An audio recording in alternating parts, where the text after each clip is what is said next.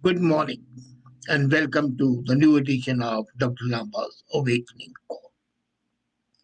Amazing, amazing the so called tell all interview of the decade. Meghan Markle, Prince Harry talked to the first black billionaire, Oprah Winfrey. And the whole interview, tell all, as I say, was tell all. But it was tell all a typical Bollywood film. Lies, damn lies, imagined lies, prejudices, and failure of manipulations was revealed. The princess who hoped to be a queen, though the seventh order or the sixth order, was talking to the empress of interviews, Oprah Winfrey. And the whole conversation was scripted. Three things stand out. A, that the British family is racist. B, the child of, or the son, was not given the title of prince. Now, ipso facto, both the things we find are not very correct, and I'll come to that. And if you look at the interview, we could see Oprah was definitely following a certain track. And the responses were typically conceivable hate cards in the American market. The whole interview was for the American market, not for the Indian market, not for the European market. Race, cruelty, put down, prejudice, discrimination, financial blackmail, deprivation, and half cooked, what we Indians call it khichdi, enough to give collective indigestion across the continents. And then Megan talks of feeling suicidal. It was really strange that so many people were hanging on every word. Eyebrow twitch, tear during the television interviews, if nothing else mattered. People in the trance of the interview forgot COVID, forgot the elections in India, forgot the banning of Allah by Malaysia and of burqa by Switzerland and Sri Lanka. And there were so many messages which I received that I was thinking, well, this is a typical Indian Bollywood Saas Bahu, mother in law, daughter in law episode. And then, crudely, it was an expose of a scheming, manipulating, middle aged star, movie star, rather a television star, trying to enter the royalty. And it looks that she was saying something which most of people are familiar with. Whenever a marriage which crosses culture takes place, there would be intercultural conflicts. Now, the maturity is in solving the conflicts rather than airing the dirty linen in the public. The institution of the royal family is supposed to mitigate the divisions because it embodies a national story where all identities are connected. And because Meghan Markle is a biracial and a divorcee at that. Her marriage to Prince Harold was violating all the canons of the royal family. But still, the acceptance by the Buckingham Palace showed, and it was a clear announcement that the royal family was bringing the monarchy into line with the wider society's changes. From African ablutions to a black American bishop sermon, the whole ceremony was a tribute to the multicultural inheritance that would have been there. And Meghan talked about deep rooted racism from the start. Now, one thing stands out that the Prince Charles broke all the traditions when he walked Merkel down the aisle. It was not his job to do it, and yet he did it. Was it racism? And as many global eyeballs as these revelations grab, there are plenty of the people who are not surprised because the royal house in England is deep neck in hierarchy and heredity. Traditionalists they are, they're trying to man, but then they are traditional. Nobody can deny that this is dystopian. Nobody can deny that maybe it's an encroachment, but people also realize that the importance of this institution as far as England is concerned, especially, and as far as the Commonwealth countries are concerned. It's possible, absolutely possible, that far from impoverishing brand wisdom, what Megan has talked about will add to the tourism cachet and will further soften Britain's soft power. But one thing is the monarchy has tried to assimilate Meghan with greater empathy and support than it did Diana, though Diana was a part of the system. And it's great when the prize no longer accepting 50% or less and grooms stand by them. Harry came across as a pathetic partner, making fans wonder whatever happened to the charming bad boy of tight as royal family. He's a sad shadow today of his former dashing self. And then the enmity between Kate and Meghan, which was evident all the time. And then, Meghan's one statement amazed me. She said that she had no plan to marry Prince Harry. Would you believe that an all American businesswoman poring over her spreadsheets, strategizing her future, planning her IPO, she never thought what Mary would with Harry would involve. Was she not aware of the traditions of the royal family?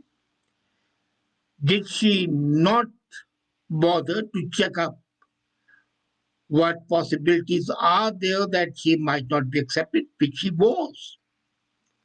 So much so that even her father, her mother, father didn't go harm himself because of his own prejudice against Michael. But mother was quite important over there. And the way Megan was lionized, fated, was something out of it. But anyway, she said that she had no idea about her royal duties of his wife. That shows a poor slipshod homework. You don't buy this charge of Meghan Markle that she was not prepared for what's going to happen. And then the description, person of color, she says she was discriminated. Does she know that today in England, person of color is not an accepted term? It's racist, offensive, insulting. It's factually wrong. Factually wrong because for them, either you are a native or you are a British, period. Either you are not of color. So the whole concept of color is an American concept. And Megan wants her cake and wants to keep it too, which is not possible. As far as race is concerned, there might have been some undercurrents against her. But to say that you were discriminated against is not possible. Look at it. There are three things which stand out. First was Charles walking down Megan. Second was Megan was given quite an offering from the British jewels, the crown jewels, which normally is not done. Then she was at least 10 times feted by the Queen, and the Queen never invites people in her boudoir. Even I think Princess Kate, Prince of Wales, has not been that close, which Meghan, at least at that time, showed her to be. And then look at her today.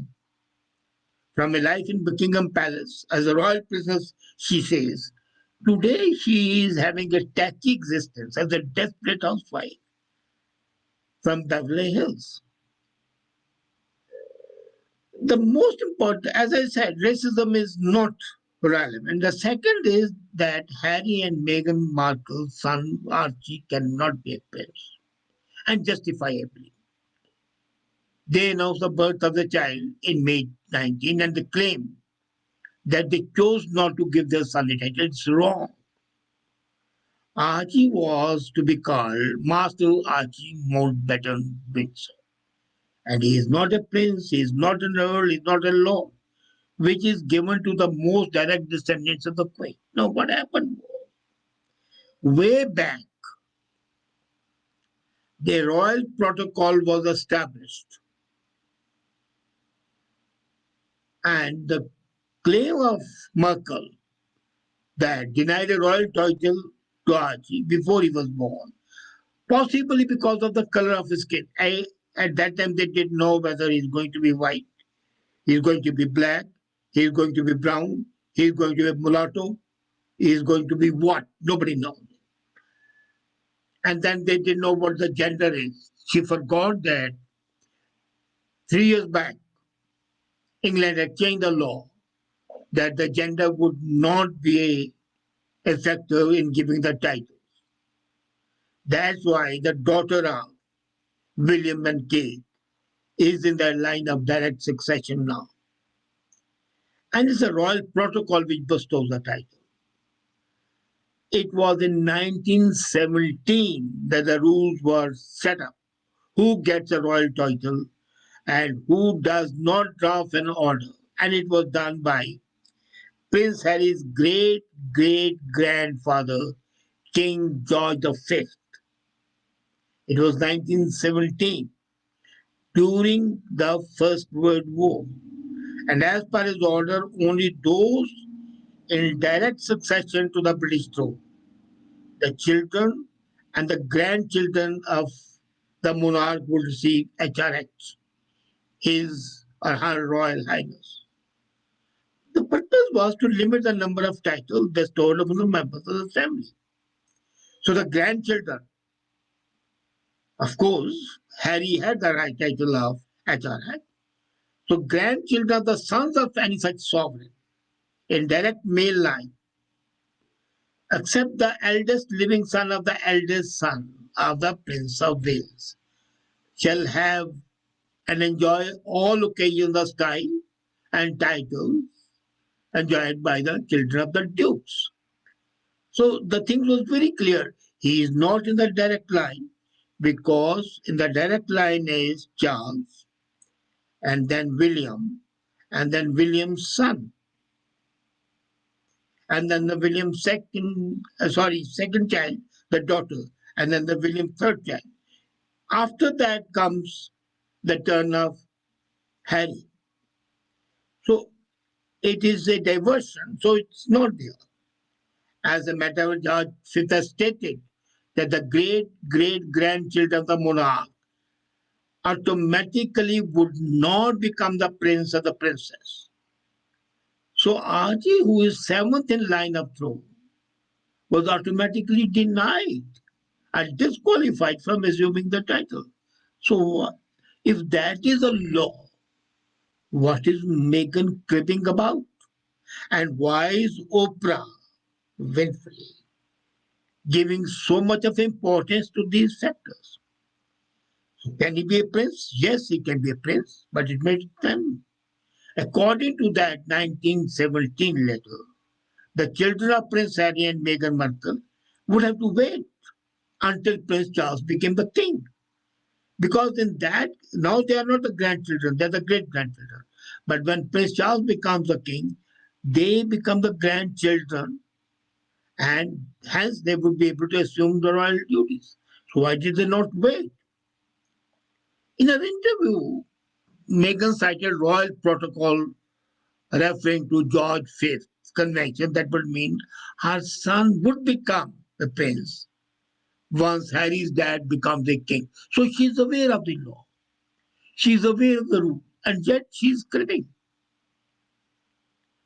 And then she says, no, but I fear that the royal family was trying to change the convention so that a child cannot succeed. That is either imagination or dreaming. You can't assume that this convention would be changed. And she should know that the Britishers hardly ever change. They are very slow moving as far as the traditions are concerned. And then she had apprehension that her son would be the first member of color in their family. Again, apprehension. Fear is the black godmother of damnable things. So the whole thing, and then do the titles really matter? No, they don't. And this lady, Meghan Markle, says that she's a Democrat. She's a people's princess. If it meant, and she emphasized that title would have meant royal security protection for her children. She should not forget that ultimately the decisions about the titles and security are made not by anybody else, but by the monarch herself. And Prince Charles has been very keen on limiting the number of people because more the number of people who qualify as the members of the Royal Society, more is the burden on the taxpayer. A royal title does not automatically mean that you receive security. And so her security was there. You know, the British were giving us security, and when she came to Canada, it was the Canadian taxpayer, you and I, who were paying the security for her. As a matter of fact, only full-time working royals have police bodyguards paid. So Prince Harry and Meghan were receiving the protection, but now they've lost it.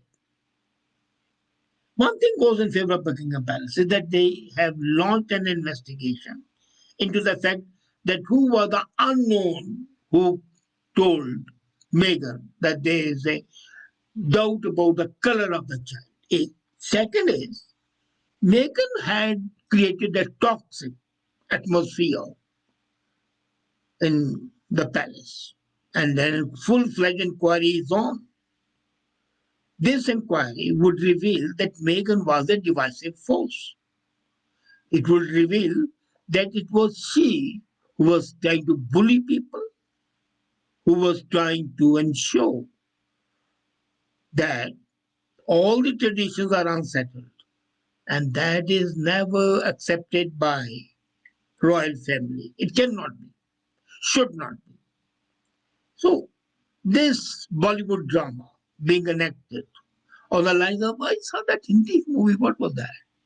Kabhi Khushi Kabhi Gham. Yes.